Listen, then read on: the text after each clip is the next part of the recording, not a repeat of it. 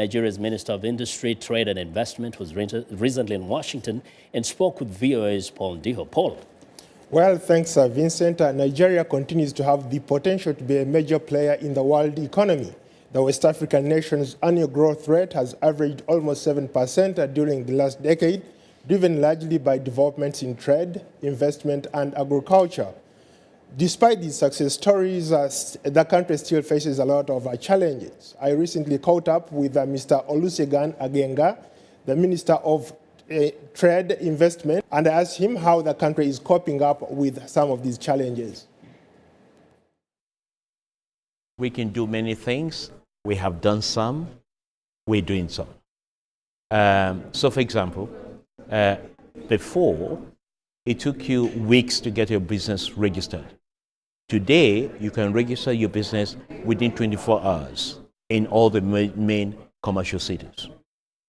We're working towards online registration, which should happen in the next few months.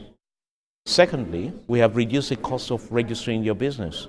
For SMEs, we've reduced it by about 50%. For larger companies, by about 25%. That took effect from the 1st of October.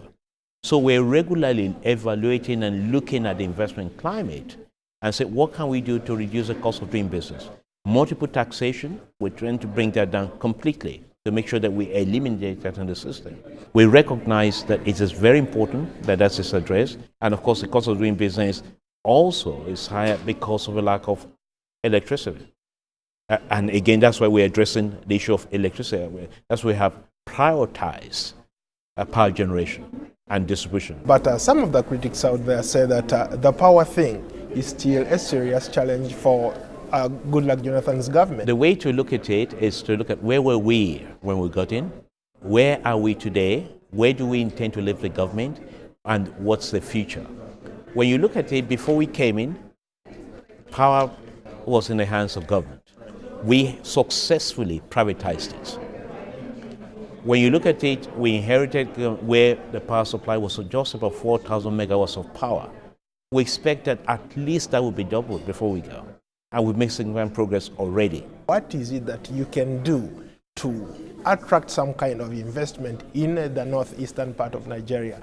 Boko Haram is killing people every day. Your point about attracting investment to that sector of the economy is valid. It's very, very important.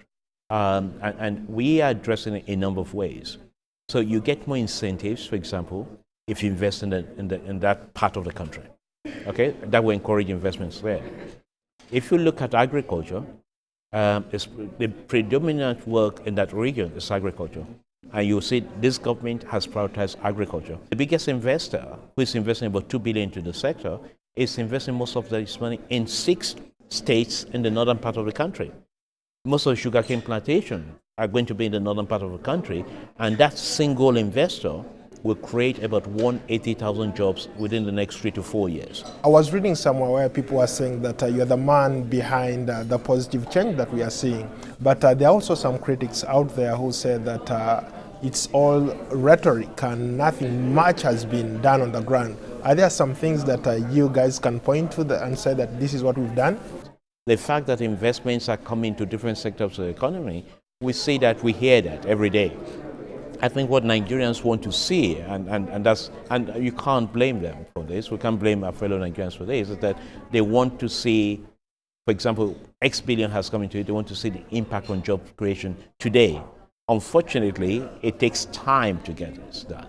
So, but the most important thing is that we're moving in the right direction. That was Olusegun Agenga, Nigeria's Minister of Industry, Trade and Investment. Back to you, Vincent.